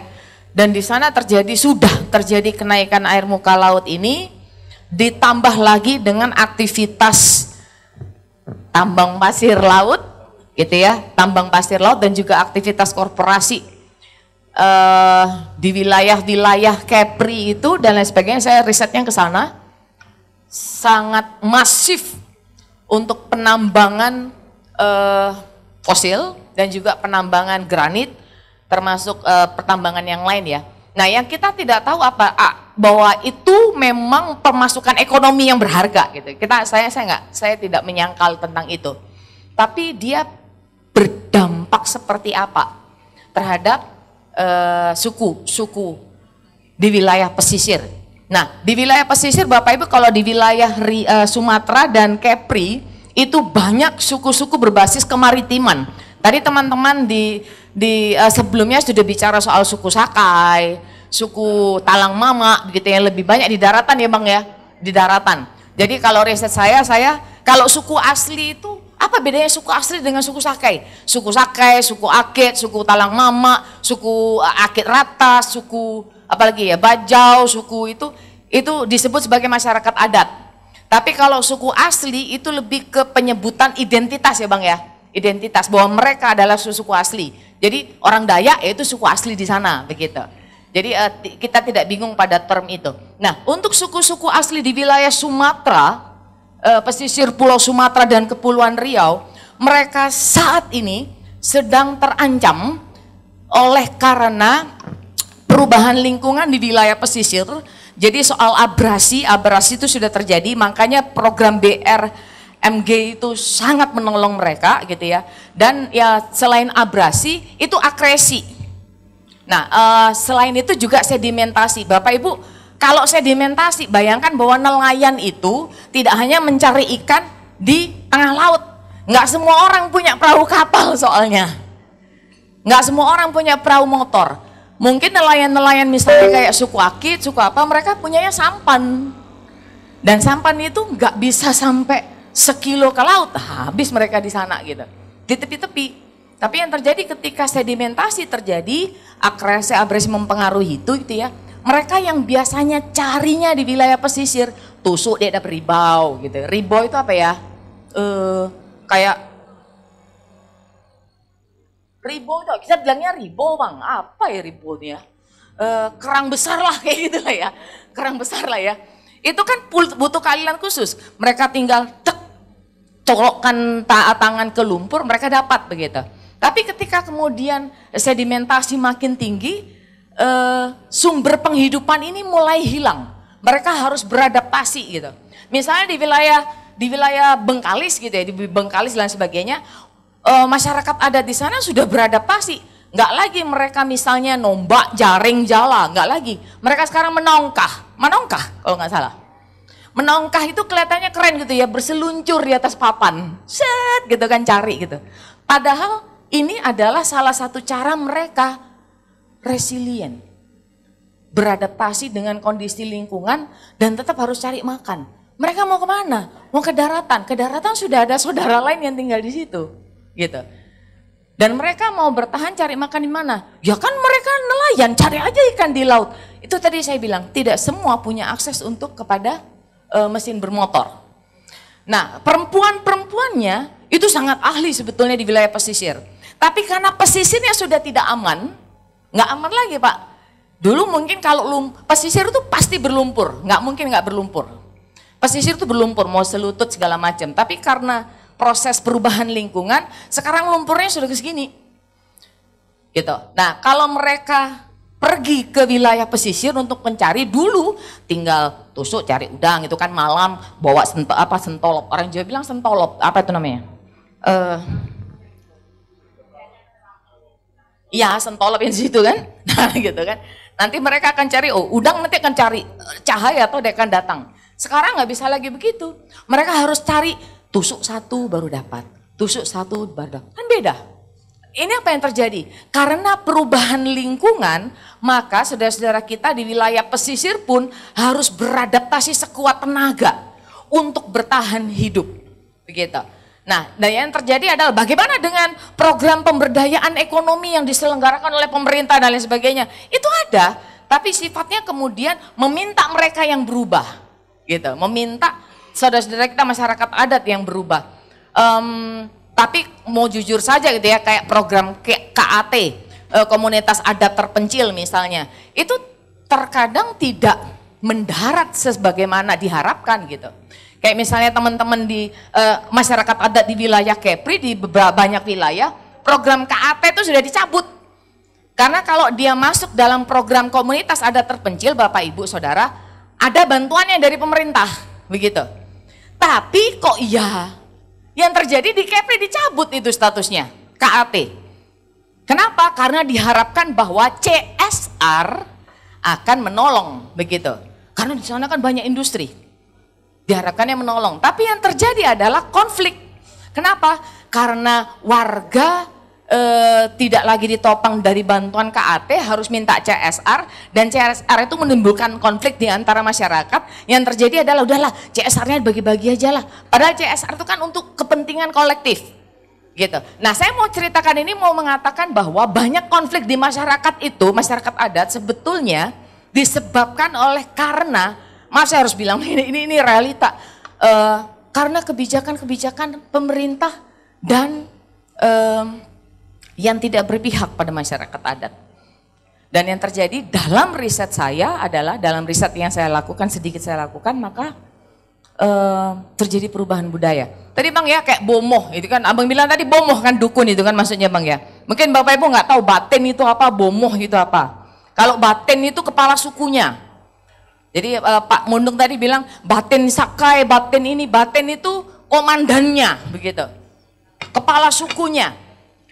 Dulu sebelum ada Pemdes gitu pemerintah desa, maka batin-batin inilah yang punya kuasa. Kalau Bapak Ibu pergi ke Dumai kan ada plat batin Solapan begitu. Ini berarti adalah orang yang memang dihormati, dihargai batin ini pada dari masyarakat adat. Tapi kalau bomoh itu dukunnya. Kita pikir dukun gitu kan, apakah kalau orang Kristen bilang ini mistik-mistik, ini setan-setan. Nggak sesimpel itu. Batin, bomoh, belum lagi nanti peramu obat dan lain sebagainya, mereka adalah orang-orang yang punya jabatan, punya posisi di masyarakat adat secara penting. Tapi kita mungkin nggak punya pengetahuan tentang ini begitu. Sehingga kita menyamaratakan saja mereka dengan ya itu pemimpin masyarakat setempat. Tapi yang mau saya sampaikan adalah Ibu Bapak, saudara-saudara terkasih, bahwa isu lingkungan ini secara global ada situasi yang serius. Tapi dalam konteks AMOK ini saya mau katakan bahwa banyak saudara-saudara kita di wilayah pesisir, dan kita dari 26 provinsi kan banyak di wilayah pesisir sedang mengalami tantangan lingkungan ini. Dan saya pikir bahwa kita tiba pada refleksi begitu ya Bapak Ibu ya.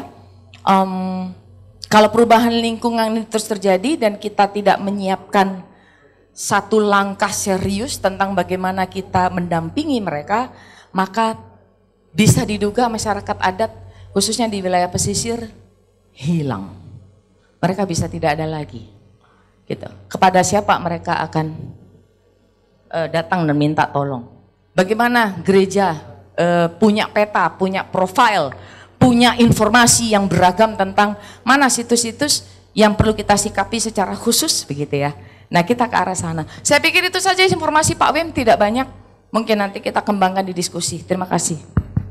Terima kasih Bu Pendeta Mei. Bapak Ibu kita berikan tepuk tangan dulu untuk keempat narasumber kita. Banyak informasi dan banyak data mungkin sudah disampaikan.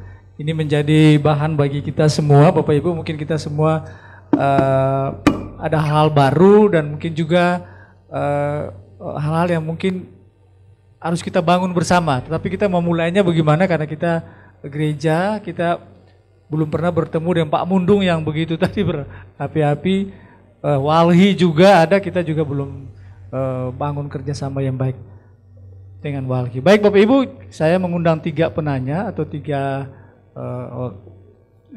penanggap, kalau ada silakan langsung aja untuk ke teman-teman dari narasumber kalau ada, silakan.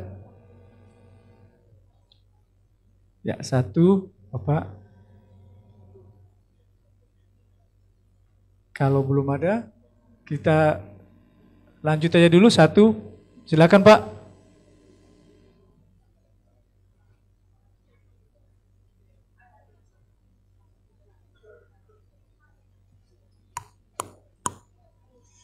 Selamat malam, saya Mario Tanasali dari GPB Philadelphia, Bintaro Jaya. Kebenaran ini semua aktivis ya. Saya itu sebagai masyarakat kadang-kadang melihat begini. Saya punya pemikiran bahwa semua orang pasti cinta negaranya. Ya. Tapi kenapa gerak pemerintah dengan gerak para aktivis itu berbeda? Kira-kira ada persepsi apa yang berbeda? Lalu kalau kita lihat juga nih secara internasional, negara kita baru berkembang. Itu negara-negara di Eropa dengan Amerika pasti dulu mengalami situasi seperti kita. Mereka juga pasti akan pada dahulu kala banyak hutan dan lain-lainnya. Lalu tiba-tiba menjadi hutan gedung.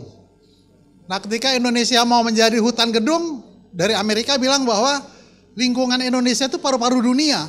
Nah, bagaimana nih antara kepentingan nasional dengan kepentingan internasional? Kebetulan, mohon maaf, kalau saya lihat kan negara kita juga negara paling korup juga ya. Sehingga pasti yang dibahas mengenai kompensasi pengelolaan lingkungan pada saat kita membahas di Bali itu apa climate change ya. Karena memang udah dari dulu ya, pemerintah kita tuh ujung-ujungnya duit mulu pikirannya. Sampai sekarang nih udah mau begitu juga. Ada banyak yang perlu kita bahas. Nah, oleh karena itu yang saya tanyakan tadi, pertama persepsi pemerintah dengan kenapa kok kita lihat banyak aktivis dikejar-kejar gitu.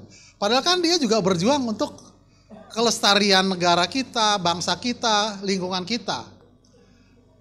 Apakah memang pemerintah nggak punya persepsi yang baik tentang pengembangan lingkungan?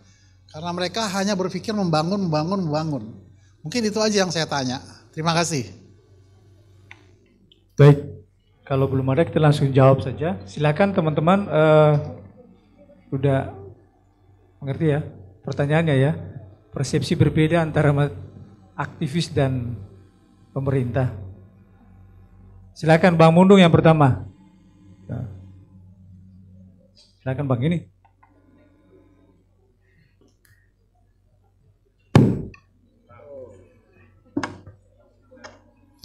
Ya Pak Sihar Saleh. Kebetulan saya pelaku keduanya itu karena saya berada pemerintah sekarang 2 tahun terakhir nih sebagai tenaga ahli. Dan saya melihat memang ada gap antara pengetahuan. Ini ada kadang-kadang berbeda nih, ada gubernur yang pengusaha gitu ya, ada bupati yang pengusaha, cara pandangnya justru beda. Kemudian sekarang nih Pak SF Haryanto nih memang dari birokrat nih, sejak dari lurah sampai apa nih, SF Haryanto namanya. Nah Pak memang ini mengedepankan pertumbuhan ekonomi Pak. Itu problem besar kita, sehingga ketika ekonomi itu dipersepsikan dengan menanam sawit, ada pabrik, ada kebutuhan nasional, kebutuhan internasional tentang CPO, dan dari 10 bahan yang kita beli di mall atau di supermarket atau di depan rumah kita ada kedai warung, itu 8 hal itu terbuat dari bahan sawit. Odol, sikat gigi, bedak, lipstick, hands body, semir sepatu, minyak rambut, kemudian sabun. Itu bahan bakunya CPO. Ada yang 2%, ada yang 0,3%, ada yang 20%. Minyak makan sehari-hari. Hanya beras dan sayur-sayuran dan buah-buahan. Yang tidak, berarti kan 8 dan 10, 2 yang enggak. Makanan pokok dan sayur-sayuran dan buah-buahan. Begitu dahsyatnya menjadi flamboyan betul sawit. Seksi. Jadi kalau enggak sawit ini jadi seperti itu tuh pemahamannya. Dan kita kan tahu Pak, dan gubernur tuh tahu betul kerusakan yang akan terjadi. Tapi ekonomi lebih duluan gitu dikedepankan. Itu problem kita. Apa bedanya sama kita? Kita agama duluan. Nantilah ekonomi, nantilah biar miskin, yang penting kita ngejar surga. Itu sama beda. Apa bedanya itu Pak? Apa bedanya Bapak dengan gubernur? Dan apa bedanya kami? Kami tidak mengedepankan itu, kita lingkungan. Walhi itu berdiri tahun 80. Pertemuan Stockholm, pertemuan aktivis lingkungan, pertemuan pemerintah tahun 72 di Stockholm. Bergeraklah, WWF ada, kemudian aktivis lingkungan. Dan kami bernetek dan berkantor di kantor KLHK Profesor Dr. Insinyur Emil Salim. Menteri LH waktu itu. Walhi itu di situ kantornya. Dan terasa tidak enak karena kita kritik Pak, kritik terus waktu itu. Di era itu Soeharto tuh tidak peduli, pokoknya hajar ini. Kita mau bangun. Mau bangun transmigrasi di seluruh Indonesia. Babat hutan untuk kebun. Buatkan kebun. Dikasih kebun, dikasih tanah, dikasih rumah, pindah orang Jawa itu. Lapadat sudah padat betul di Jawa ini. Itu Emil Salim tuh pening 7 keliling karena bertentangan dengan ilmu lingkungannya. Termasuk kami para aktivis waktu itu. Saya belum ada ya, maaf. Kawan-kawan aktivis waktu itu. Termasuk Walhi, mendirikan Walhi tahun 2002 ya Pak ya tadi. Saya belum. Tapi saya dengar cerita memang gerah dengan kondisi itu Pak. Di lain sisi kita seperti mengkhianati rakyat yang sudah kita perjuangkan akibat pencemaran pabrik sawit itu. Tapi di sisi lain, tidak apa-apa, nanti bisa dibersihkan pencemaran itu. Yang penting ini jalan dulu pabrik ini. Ini untuk ekonomi bangsa, untuk ekonomi rakyat gitu. Nah ujung-ujungnya sama Pak. Kami cerita untuk keselamatan rakyat dan kesejahteraan ujung-ujungnya. Pemerintah yang pro dengan perusahaan itu untuk kesejahteraan juga katanya. Karena kami lihat enggak gitu untuk memusnahkan rakyat. Terus terang kami selalu kampanyekan Sakai dan Talang Mama itu diambang kepunahan peradaban. Termasuk kita. Kita ini sedang genocide namanya. Sedang dibunuh perlahan Pak. Bapak kira sehat itu pakai minyak goreng itu. Dan beras sekarang saya dengan perusahaan Salim Group ketemu. Kawan saya selokal sama saya, satu kampus sama saya, menangis dia cerita sama saya 25 tahun di Salim Group, itu kerjanya racun dan urea, NPK itu sangat membunuh makhluk hidup. Sangat membunuh kehidupan manusia. Ada NPK di benih padi. Kita makan nasi, itu ada NPK yang sangat banyak, ureanya banyak. Baik Bang. Itu Pak. Jadi intinya bahwa pembangunan ini sedang ada penghancuran. Dan kita tahu, ketika kita tahu tidak bergerak, maka berdosa kita. Baik. Ya, mungkin Bang Febri dari WWF. Ya, kalau saya melihat, terima kasih pertanyaannya Pak. Kalau saya melihat, pertama kalau kita melihat memang sentral utama manusia kan tadi ya ekosentrisme ya. Jadi semua memang sentralnya pada ekonomi, pertumbuhannya di situ. Kalau kita melihat dari sejarahnya memang dari era revolusi industri, terus kemudian sampai era sekarang itu kan semua yang men-trigger pembangunan kan faktor ekonomi Pak. Nah itu yang kita lihat. Terlebih kalau kita belajari nanti kenapa di Indonesia juga kemudian sentral ininya juga ekonomi, karena memang kita masih pakai tolok ukurnya di Global North. Global North ya tarafnya pakainya ekonomi, semua indikator-indikatornya ekonomi. Nah makanya juga sebenarnya kalau kita berpikir ada indikator ekonomi, kalau kita bandingkan misalkan dengan Human Development Index, Happiness Index, sebenarnya anomali Pak. Jadi ketika kita bicara negara-negara maju, itu kemudian secara ekonomi tinggi tapi happiness-nya rendah. Ternyata happiness yang tinggi itu Pak, misalkan negara Bhutan dan sebagainya, yang negara yang mereka secara ekonomi kecil tapi secara happiness menjadi tinggi. Nah itu. Kemudian yang kedua, kalau kaitannya dengan global, dulu Eropa dan sebagainya memang dulu ya kebetulan dulu studi saya S2 juga International Development Studies selain kehutanan ya. Waktu itu di Utrecht juga saya melihat langsung fenomena itu, bahwa memang ya biasanya seperti itu. Jadi kalau kita tren apapun ya itu kan kurva distribusi normal ya, sigmoid ya. Jadi itu ketika akan dalam puncak pasti dia akan melandai turun.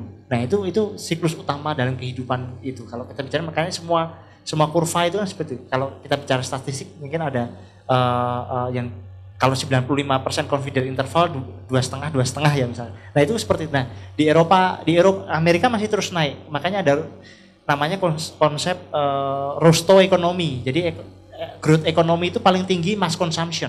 Yang pertama itu tradisional. Yang tengah Indonesia ini masih dalam tahap take off Pak. Jadi kita dalam ekonominya take off. Nah artinya apa?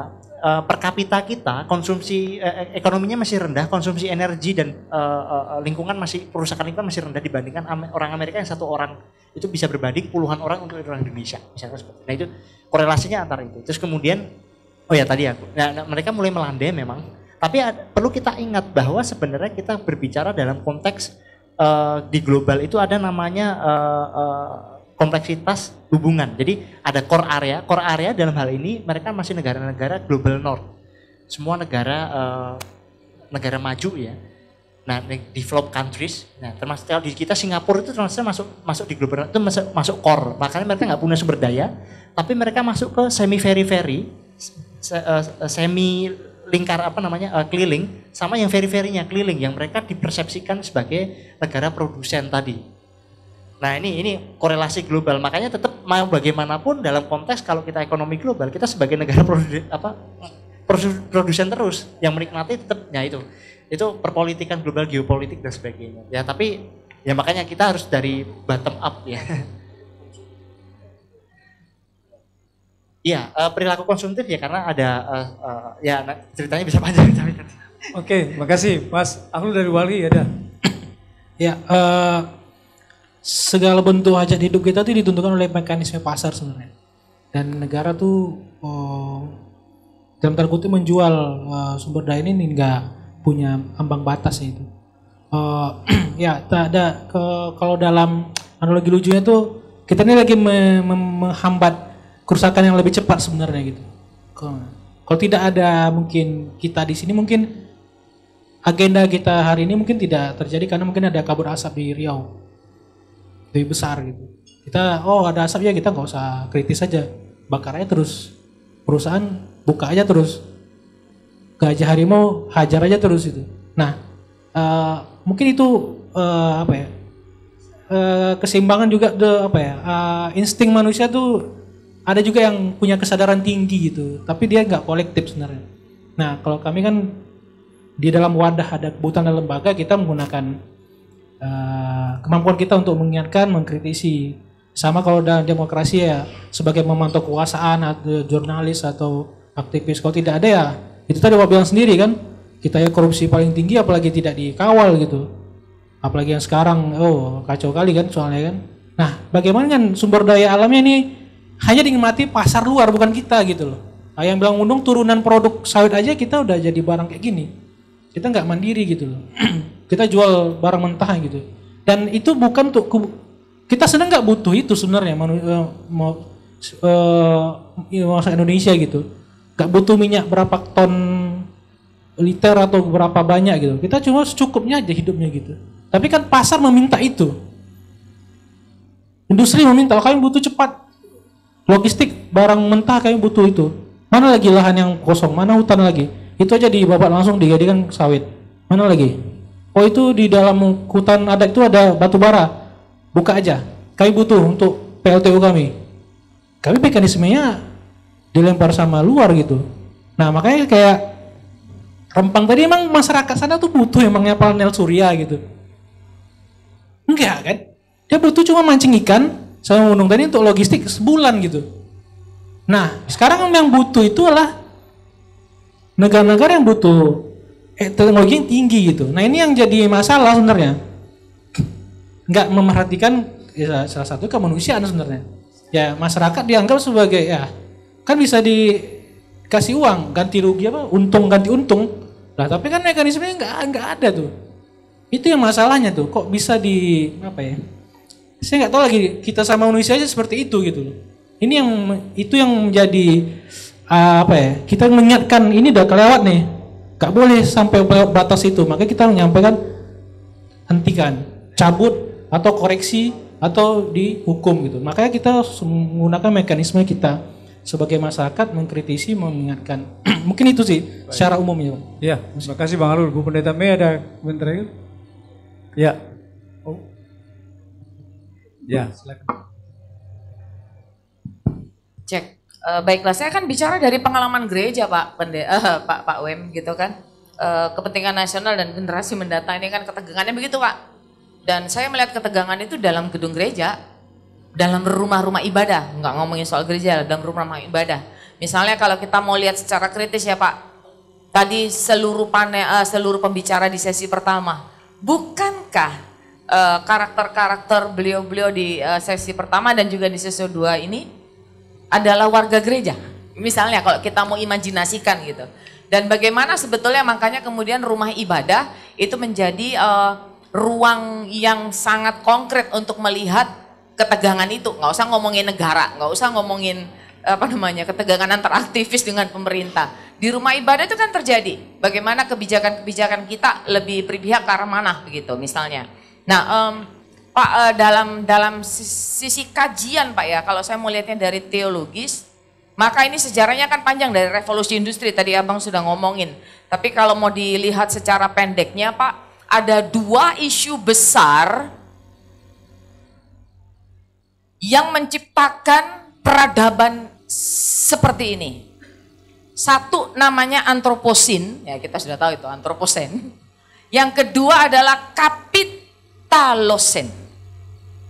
Jadi satu berbasis manusia dan yang satu adalah kapital gitu. Dan bukankah ini adalah budaya yang memang diinjeksikan kepada kita negara-negara ketiga Karena kita lah yang memiliki sumber daya itu sekarang.